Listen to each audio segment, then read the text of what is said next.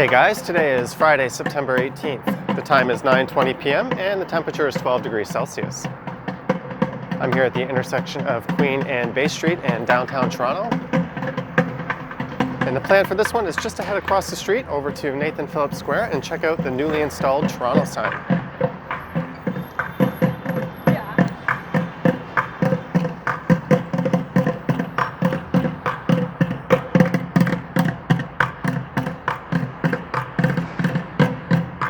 The original sign was installed in 2015 as part of the city's celebrations of hosting the Pan American Games.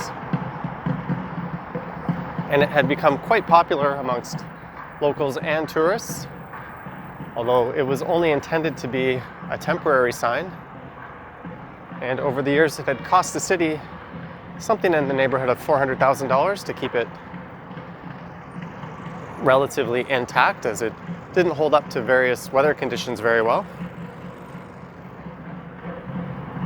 So this new sign, which came in at over $700,000, should be a lot more weatherproof, as it was designed to be permanent.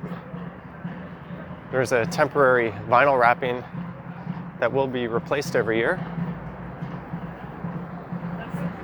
That should offer some degree of protection to the sign. And there it is, the new Toronto sign. I just saw it for the first time about 15 minutes ago as I was filming a live stream that finished up in this area, so I thought I would film it in a little higher quality this time.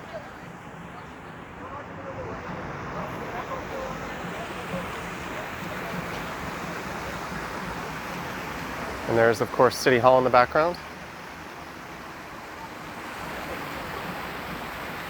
It's pretty much in the same place as the old sign, and you have that medicine wheel on the left side and the maple leaf on the right.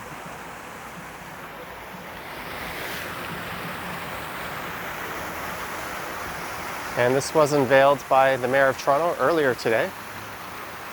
And my initial impression of it was, I was not overly impressed, although I guess it's grown on me in the last 15 or 20 minutes or so. The first time I saw it, it looked to be a lot skinnier than the old sign. And the font they use seems to be not exactly the same. It's more spaced out. The old one had a bit more of a chunkier, playful kind of feeling to it. This one seems a lot more businesslike. At least that's my initial impression, but it's really not that bad. I'm sure it'll grow on me. I don't know why they had to change it, but most people in the live stream didn't seem to mind the change, so I guess it's really just me being a bit weird on that. It's certainly neat that the city decided to make it a permanent fixture here at Nathan Phillips Square, as it is quite popular.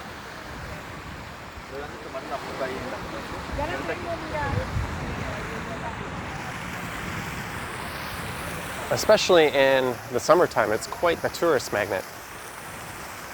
So hopefully this new sign carries on that tradition.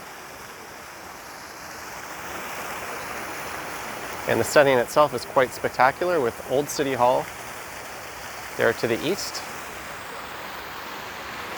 To the south are the towers of the financial district.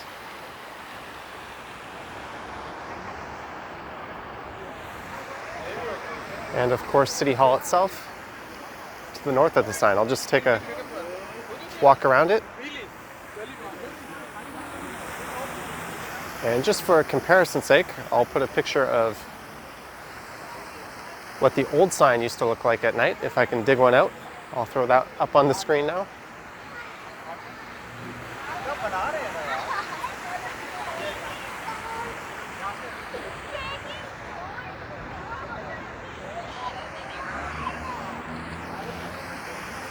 There's a look at that vinyl wrapping.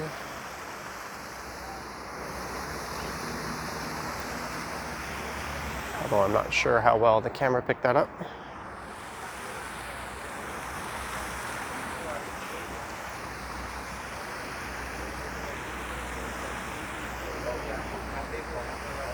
And there we go, the new Toronto sign.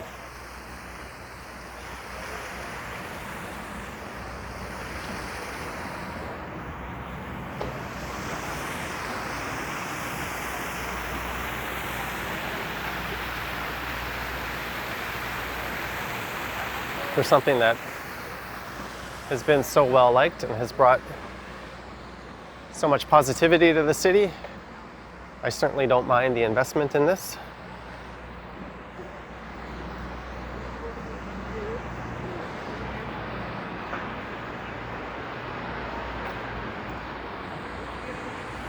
I'll just take one more look at it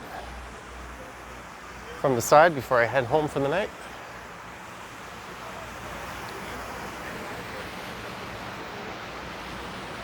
So let me know your thoughts and comments down below. Do you like the new sign better? Do you like it less? Or do you find there to be no difference? Like I said, I think the main difference is the fonts or the lettering. Something is just seems a bit off about this one, but that could just be me talking crazy.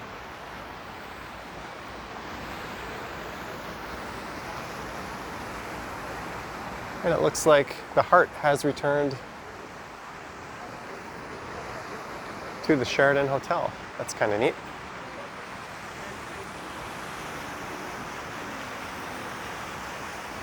All right, thanks for watching, and I'll catch you on the next one.